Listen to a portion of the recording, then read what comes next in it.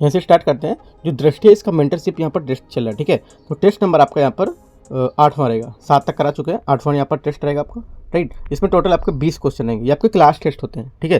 जो मेंटरशिप है इसका क्लास टेस्ट आपका डेली क्लास में होता है, राइट। और जो फुल लेंथ टेस्ट होता है 100 क्वेश्चन का, वो मैं आपको करा दूंगा, क्योंकि सेकंड जो टेस्ट है उसका संडे को, इसी संडे को हो चुका है, ठीक है। तो कल तक मैं आपको वो भी यहाँ से कवर करा दूंगा, राइट। तो स्टार्ट करते हैं टेस्ट नंबर 8 को, यहाँ से देखते हैं। ये देखो डेली टेस्ट, ये आपके क्लास में डेली टेस्ट होते हैं, ठीक है। तो 20 क्वेश्चन आपके रोज़ यहाँ पर टेस्ट के मिलते हैं। तो यहाँ पे आपको मैं करा देता हूँ, ठीक है।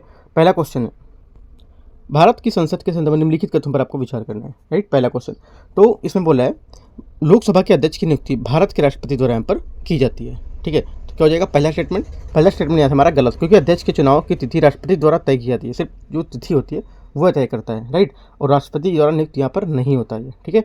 तो हमारा पहला गलत हो जाएगा।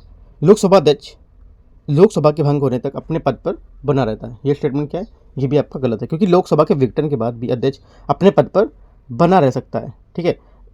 कब तक, और नई लोकसभा के गठन तक अपने पद पर बना रहता है, ठीक है। अगर ये भी लिखा होता तो यहाँ पे आपका करेक्ट होता, तो ये भी गलत है। तो आंसर क्या हो जाएगा, डी यहाँ से हमारा करेक्ट आंसर हो जाएगा। यहाँ पर कोई सही नहीं है, ठीक है। अगला देखते हैं, सेकेंड नंबर। सेकेंड है, निम्नलिखित कथनों पर आपको विचार करना है।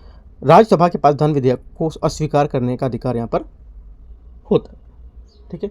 तो यहाँ से क्या हो जाएगा, पहला जो हमारा स्टेटमेंट इसका है, ये स्टेटमेंट आपका गलत हो जाएगा, ठीक है।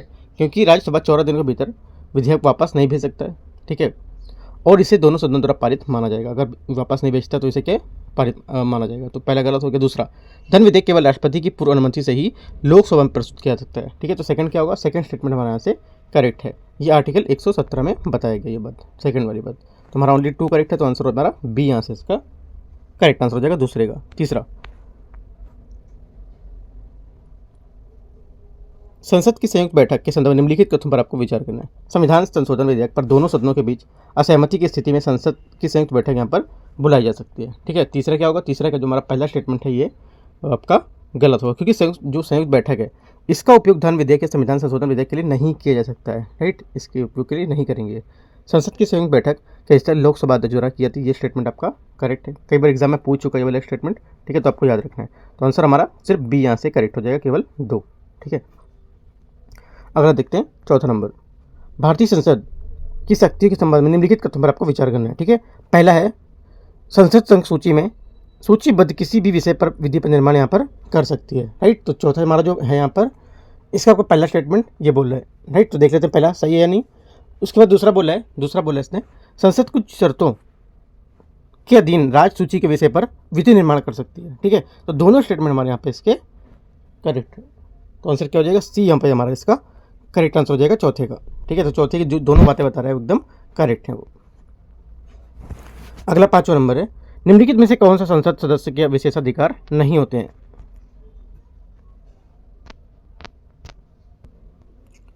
स्टेटमेंट दे रखे हैं। पहला, सत्र के दौरान सिविल मामलों की गिरफ्तारी स्वतंत्रता, संसद में दिए गए भाषण के अपराधी के वियोजन। तो इसमें से कौन सा है जो विशेषाधिकार नहीं है। तो करेक्ट आंसर हमारा हो जाएगा इसमें ये जो सत्र होते हैं उसके दौरान आपराधिक मामले में गिरफ्तारी से स्वतंत्रता, ठीक है। ये हमारी क्या है, इसका करेक्ट आंसर हो जाएगा सी, ठीक है। अगला है 6वां नंबर, देखते हैं। संविधान के निम्नलिखित अनुच्छेदों में से कौन सा एक दल बदल के आधार पर सदस्य के एमपी की जो निर्भरता है उसका प्रावधान करता है, ठीक है। इंपॉर्टेंट है। करेक्ट आंसर हमारा हो जाएगा आर्टिकल 102, ठीक है। 102 क्या हो जाएगा हमारा करेक्ट आंसर है, क्योंकि 102 में बताया गया कि 10वीं सूची है दल बदल विरोधी कानून के प्रावधानों के तहत यहाँ पर जो विभिन्न आधार है उसमें सांसदों की जो निर्भरता होती है उसका यहाँ पर प्रावधान होता है, ठीक है। 103 में क्या होता है, 103 में प्रावधान है कि भारत का राष्ट्रपति निर्वाचन आयोग के परामर्श के बाद अयोग्यता के मामले में निर्णय लेगा, राइट। तो ये हमारे आंसर हो जाएंगे। 7वां, संसदीय समिति के संबंध में निम्नलिखित कथनों पर आपको विचार करना है, कौन सा सही है, ठीक है। तो देखो जो हमारा इसमें सही स्टेटमेंट होगा 7वें में ये हो जाएगा, जो लोक लेखा समिति है एक वित्तीय समिति होती है, ठीक है। क्या होती है, एक वित्तीय समिति होती है। तो हमारा सी यहाँ से स्टेटमेंट करेक्ट होगा। क्यों, जो हमारी देखो संसदीय समिति ये विधायी, प्रशासनिक और वित्तीय मामलों की सहित कई तरह के मुद्दे क्या निपटाती हैं, ठीक है। जो विभाग से संबंधित स्थायी समितियाँ और वित्तीय जो समितियाँ हैं उस वो भी यहाँ पर तदर्थ समितियाँ होती हैं। तो हमारा सी यहाँ से इसका करेक्ट आंसर हो जाएगा 7वें का, ठीक है। लोक लेखा जो समिति होती है एक प्रमुख वित्तीय समिति है जिसका कार्य सरकार के व्यय की जांच करना होता है ताकि ये सुनिश्चित किया जा सके कि संसद द्वारा पारित विनियोग अधिनियम के अनुकूल होता है, ठीक है। तो आंसर हमारा सी करेक्ट है। 8वां नंबर है, लोकसभा के कार्यकाल के संबंध में निम्नलिखित कथनों पर आपको विचार करना है कि कौन सा सही है। ठीक है, देखते हैं इसमें स्टेटमेंट पहला।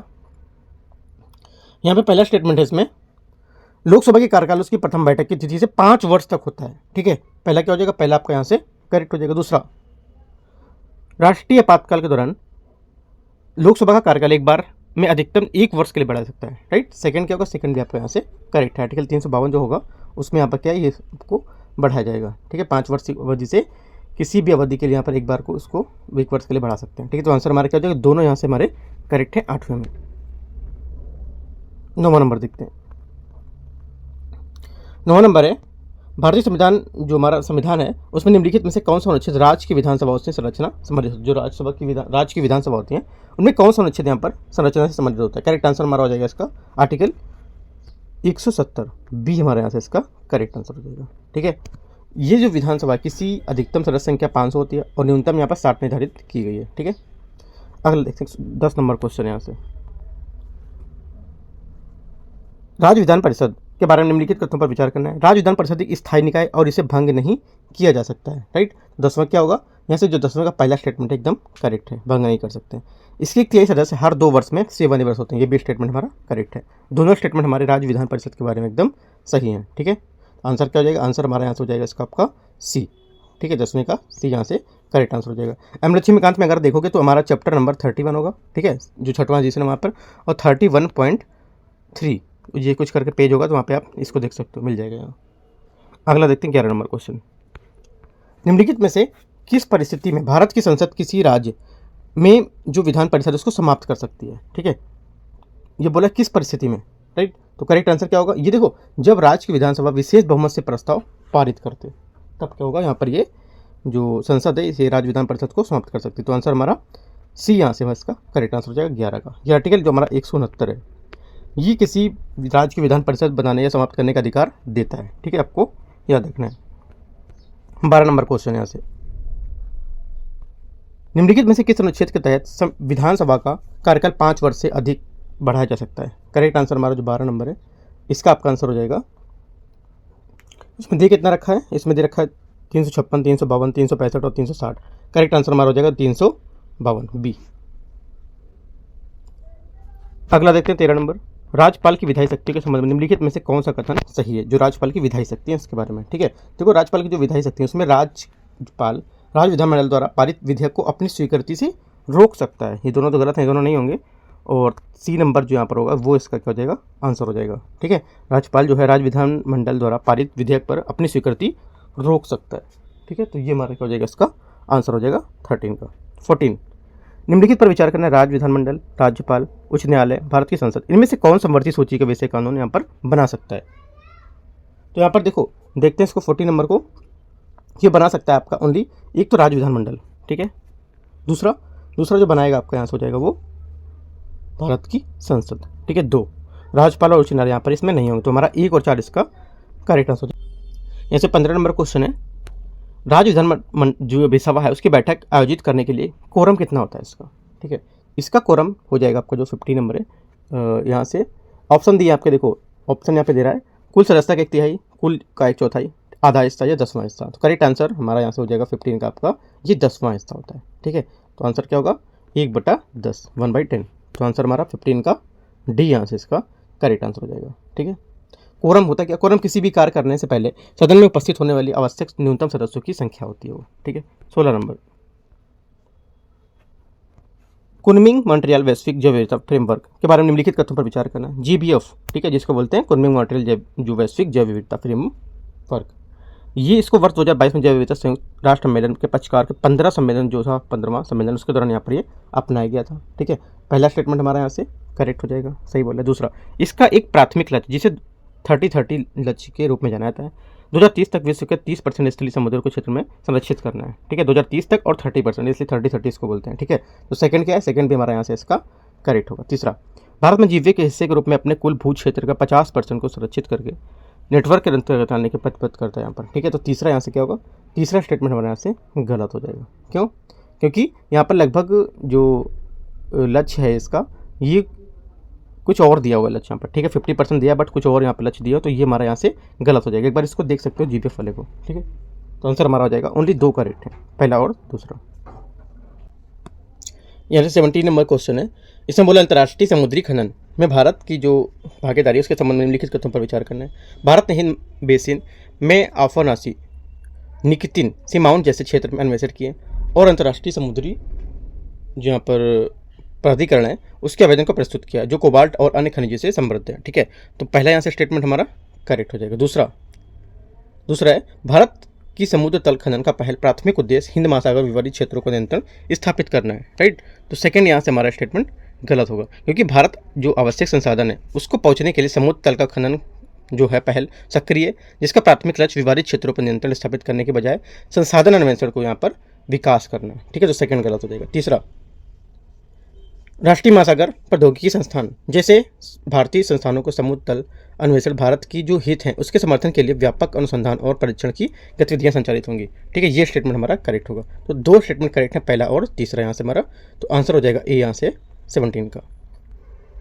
18 नंबर है, निम्नलिखित पर विचार करना है। आर्मेनिया, ठीक है, अजरबैजान, रूस, तुर्की, इनमें से कितने हैं देश हैं जो नारगोनो काराबाख संघर्ष प्रत्यक्ष रूप में यहाँ पर शामिल है, ठीक है, शामिल रहे हैं। तो करेक्ट आंसर हमारा हो जाएगा इसका, एक तो देखो आपका आर्मेनिया राइट, दूसरा अजरबैजान राइट। 2 ही यहाँ पर इसके जो हैं जो नारगोनो काराबाख संघर्ष के रूप में यहाँ पर शामिल है। तो 1 और 2 हमारे यहाँ से इसका करेक्ट आंसर हो जाएगा 18 नंबर का, ठीक है। ये 1980 के दशक में जो उत्तरार्ध आर्मेनिया और अजरबैजान थे ये दोनों इसमें संघर्ष के रूप में सीधे तौर पर शामिल हुए थे, ठीक है। रूस ने दोनों देशों के बीच शांति स्थापना और मध्यस्थता की भूमिका निभाई है, विशेष रूप से वर्ष 2020 में युद्ध विराम समझौते के बाद से, ठीक है। तो आंसर है हमारा ए 18 का करेक्ट आंसर। 19, दक्षिण चीन सागर विवाद के संदर्भ में निम्नलिखित कथनों पर आपको विचार करना है, ठीक है। कि इसमें सलामी जो स्लाइसिंग है इसमें तकनीकी अक्सर निम्नलिखित में से किस देश से संबंधित है। करेक्ट आंसर 19 का हो जाएगा हमारा सी, चाइना, ठीक है। सलामी जो स्लाइसिंग तकनीकी प्रत्यक्ष रूप से भड़काए गए जो विवादित हैं उसके क्षेत्र पर नियंत्रण स्थापित करने के लिए क्रीमिक यहाँ पर कार्रवाई है। क्रीमिक या क्रमिक जो कार्रवाई वो है, ठीक है। चीन पर दक्षिण चीन सागर में द्वीपों का विस्तार और बुनियादी ढांचे उसके निर्माण करने के लिए मछली पकड़ने के लिए उस पर प्रतिबंध लगाकर इस तकनीक को लागू करने का आरोप लगाया गया था। तो इस वजह से क्या न्यूज़ में था ये, ठीक है। लास्ट क्वेश्चन है 20 नंबर, फिलीपींस के साथ भारत संबंध में निम्नलिखित कथनों पर विचार करना है। भारत फिलीपींस को फार्मास्यूटिकल्स का सबसे बड़ा आपूर्ति करता है, ठीक है। पहला क्या हो जाएगा, पहला आपका करेक्ट। दूसरा, भारत ने फिलीपींस ब्रह्मोस मिसाइलों की आपूर्ति के लिए एक रक्षा समझौते पर हस्ताक्षर किया है, ये भी आपका करेक्ट है। तीसरा, फिलीपींस एकमात्र आसियान सदस्य है जिसने भारत के साथ व्यापक आर्थिक साझेदारी समझौते पर हस्ताक्षर किया है। तीसरा आंसर गलत होगा क्योंकि भारत और फिलीपींस मजबूत आर्थिक व्यापारिक संबंध बनाए रखने के लिए यहाँ पर समझौता किया है, तो ये गलत हो जाएगा। ओनली 1 और 2 करेक्ट है, तो आंसर हमारा A20 का करेक्ट हो जाएगा, ठीक है। तो इस टाइप से देखो टेस्ट नंबर 8 था वो मैंने आपको यहाँ पर कंप्लीट कर दिया, ठीक है। अब टेस्ट नंबर 9 रहेगा वो भी करा दूंगा, और जो 100 वाला क्वेश्चन वाला है वो भी आपको 50-50 क्वेश्चन करके 2 पार्ट में आपको कवर करा देंगे, राइट। टेलीग्राम चैनल पे जुड़ सकते हो, मैं डेली वहाँ पे क्वेश्चन शेयर करता रहता हूँ, कुछ क्वेश्चन सॉल्व कर सकते हो वहाँ पे आप, ठीक है। कुछ इंपॉर्टेंट न्यूज़ रहती है वो भी आपको मैं शेयर कर देता हूँ, right. All the best, thank you.